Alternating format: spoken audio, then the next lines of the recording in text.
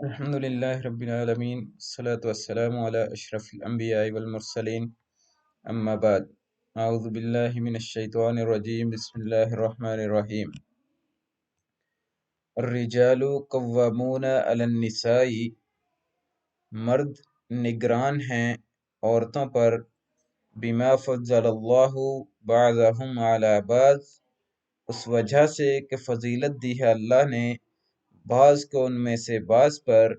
و بیما اور اس وجہ سے انفقو وہ خرچ کرتے ہیں من اموالہم اپنے مالوں میں سے فالصالحات پس نیک عورتیں قانتات فرما بردار ہوتی ہیں حافظات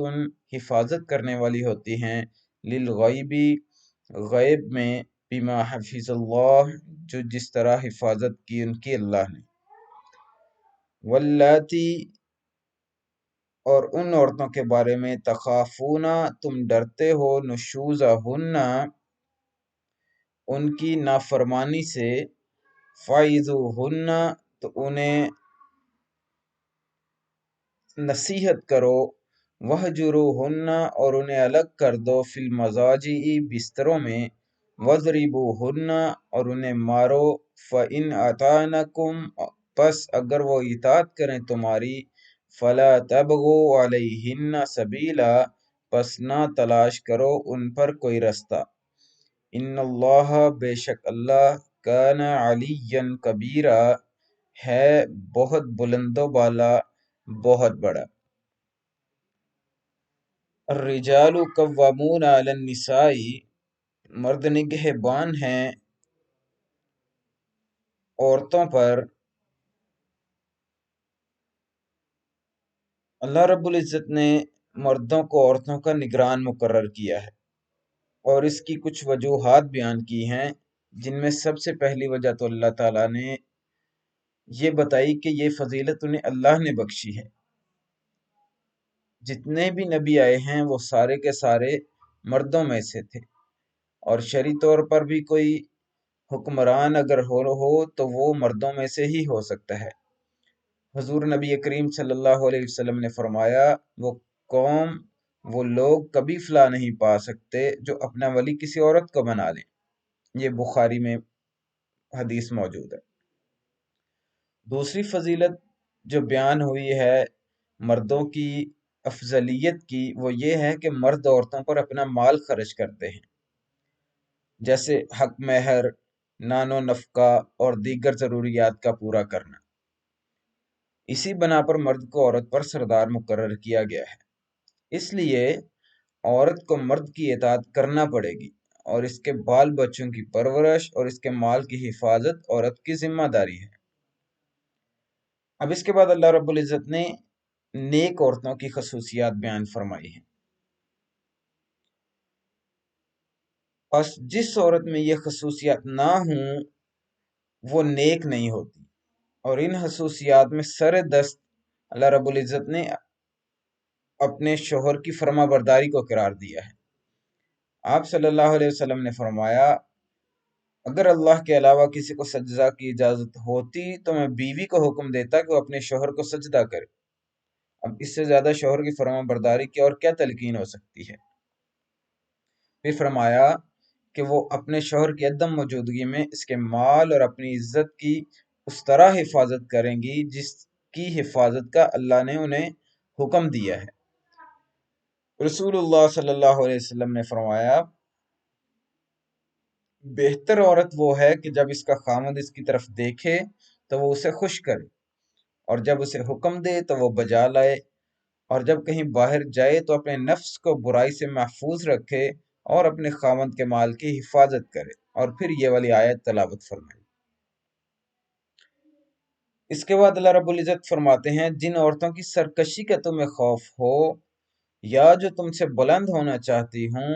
نافرمانی کرتی ہوں یا دشمنی رکھتی ہوں تو سب سے پہلا جو طریقہ کار اللہ رب العزت نے بتایا وہ ہے کہ انہیں نصیحت کرو انہیں سمجھاؤ انہیں حقوق زوجیت یاد دلاؤ انہیں بتاؤ کہ اگر شوہر کے حقوق اللہ نے اتنے رکھے ہیں اگر شوہر عورت کو اپنے پاس بلائے اور وہ عورت نہ جائے تو ساری رات فرشتے اس عورت پر لعنت فرماتے ہیں اچھا، اگر وہ نصیحت کرنے سے بھی رائے راست پر نہیں آتی تو دوسرا جو اصول اللہ رب العزت نے بتایا وہ ہے کہ انہیں بستروں سے الگ کر دو اور ان سے بات چیت ترک کر دو، اور اگر اس سے بھی فائدہ نہ ہو تو انہیں ہلکی مار مارو۔ ایسی مار مارنے سے منع کیا گیا ہے جس سے کوئی نشان باقی رہے یا کوئی عضو ٹوٹ جائے۔ آیت کے آخر میں اللہ رب العزت نے فرمایا کہ اگر وہ اطاعت گزار بن جائیں تو پھر انہیں نہ مارو، ان سے بیزاری کا اظہار نہ کرو اور ایسا کرنے کے لیے بہانے تلاش نہ کرتے پھرو، اور اگر ایسا کرو گے تو پھر اللہ ان کی مدد کے لیے اور انتقام کے لیے کافی ہے۔ یہاں پہ ہماری آیت نمبر 34 پوری ہوتی ہے۔ اچھا، اگر اگلی آیت میں وَإِنْ خِفْتُمْ شِقَاقَ بَيْنِهِمَا فَابْعَثُوا حَكَمًا مِّنْ أَهْلِهِ، اور اگر تمہیں ڈر ہو ان کے درمیان اختلاف کا، پس مقرر کرو ایک حاکم اس مرد کے گھر والوں میں سے، وَحَكَمًا مِّنْ أَهْلِهَا، اور ایک حاکم اس عورت کے گھر والوں میں سے، إِن يُرِيدَ إِصْلَاحًا، اگر وہ صلح کرانا چاہیں، یوفق اللہ بینہما، تب موافقت پیدا کر دے گا اللہ ان کے درمیان۔ ان اللہ کان علیما خبیرا، بے شک اللہ ہے بہت بلند، بہت باخبر۔ پچھلی آیت میں دیے گئے طریقوں سے کوئی طریقہ بھی کارگر ثابت نہیں ہوتا تو پھر اللہ تعالیٰ نے اس آیت میں ایک اور طریقہ بیان فرمایا ہے، وہ یہ ہے کہ ایک منصف مرد کے گھر والوں میں سے ہوگا اور ایک عورت کے گھر والوں میں سے ہوگا، اور ساتھ ہی اللہ فرماتے ہیں اگر وہ دونوں صلح کروانا چاہیں تو اللہ کی طرف سے ان میں موافقت پیدا کر دی جائے گی۔ لیکن یہ تمام طریقے بتانے کا مقصد خاندان کو آباد کرنا ہے، لیکن پھر بھی مزاج نہیں ملتے، کوئی حل نہیں نکلتا تو بہرحال اللہ تعالیٰ نے طلاق والا معاملہ بھی رکھا ہے۔ وَاعْبُدُوا اللَّهَ وَلَا تُشْرِكُوا بِهِ شَيْئًا، اور عبادت کرو اللہ کی اور نہ شریک کرو اس کے ساتھ کسی چیز کو۔ وَبِالْوَالِدَيْنِ إِحْسَانًا، اور والدین کے ساتھ احسان کرو۔ وَبِذِي الْقُرْبَى، اور قریبی رشتہ داروں کے ساتھ۔ وَالْيَتَامَى، اور یتیموں کے ساتھ۔ وَالْمَسَاكِينَ، اور مسکینوں کے ساتھ۔ وَالْجَارِ ذِي الْقُرْبَى، اور قریبی ہمسایہ۔ وَالْجَارِ الْجُنُبِ، اور دور کا ہمسایہ۔ وَالصَّاحِبِ بِالْجَنبِ وَابْنِ السَّبِيلِ، اور پہلو کے ساتھی اور مسافر کے ساتھ۔ وَمَا مَلَكَتْ أَيْمَانُكُمْ، اور مالک ہوئے جن کے تمہارے دائیں ہاتھ۔ إِنَّ اللَّهَ، بے شک اللہ، لا يحب، نہیں پسند کرتا، من کان مختالا فخورا، جو فخر کرنے والا ہو، جو غرور کرنے والا ہو۔ اس آیت میں اللہ رب العزت اپنی عبادت کی ترغیب دلا رہے ہیں اور شرک سے منع فرما رہے ہیں، کیونکہ شرک ایک ایسا گناہ ہے کہ اگر کوئی شخص شرک کی حالت میں بغیر توبہ کیے فوت ہو گیا تو اس کی بخشش نہیں ہوگی۔ اس کے علاوہ جتنے بھی گناہ ہیں وہ اللہ کی مرضی ہے، وہ چاہیں تو انہیں معاف فرما دیں اور جنت میں داخل کر دیں، اور چاہیں تو ان کی سزا دے کر بعد میں جنت میں داخل کر دیں۔ لیکن شرک ایک ایسا گناہ ہے جس کی توبہ کے بغیر بخشش نہیں ہے۔ اب شرک میں اللہ کی ربوبیت اور الوہیت دونوں میں شرک شامل ہے۔ اللہ کے علاوہ کسی سے دعا مانگنا، اولاد مانگنا، اللہ کے علاوہ کسی کے نام پر ذبح کرنا یا نذر و نیاز دینا، یہ سب شرک میں شامل ہیں۔ اب مشرک مومن بھی ہو سکتا ہے اور مشرک کافر بھی ہو سکتا ہے۔ آپ صلی اللہ علیہ وسلم نے فرمایا میری امت میں شرک چیونٹی کے سفید پتھر پر چلنے سے زیادہ مخفی ہے۔ اس سے ثابت ہوتا ہے کہ مومن بھی مشرک ہو سکتا ہے، اور آپ صلی اللہ علیہ وسلم نے شرک سے بچنے کی دعا بھی بتائی۔ اچھا، اس شرک سے منع کرنے کے بعد جو سب سے بڑا حق ہے وہ ہے والدین کے ساتھ احسان کرنا۔ والدین کے بعد اگلے نمبر پہ رشتہ دار، پھر قریبی ہمسایہ، اور پھر دور کا ہمسایہ۔ ان سب کے ساتھ احسان کا حکم دیا اللہ نے۔ ہمسایہ کا حق اتنا بڑا ہے، جبریل علیہ السلام نے آپ کو اتنی تلقین کی کہ آپ صلی اللہ علیہ وسلم کو خدشہ ہوا کہ کہیں ہمسایہ کو وراثت میں حق ہی نہ مل جائے۔ پھر ہے جی والصاحب بالجنب، پہلو کا ساتھی۔ اب پہلو کے ساتھی سے مراد آپ کی بیوی بھی ہو سکتی ہے، آپ کے ساتھ کام کرنے والے ہو سکتے ہیں، یا آپ کے ساتھ بیٹھنے والے مراد ہو سکتے ہیں۔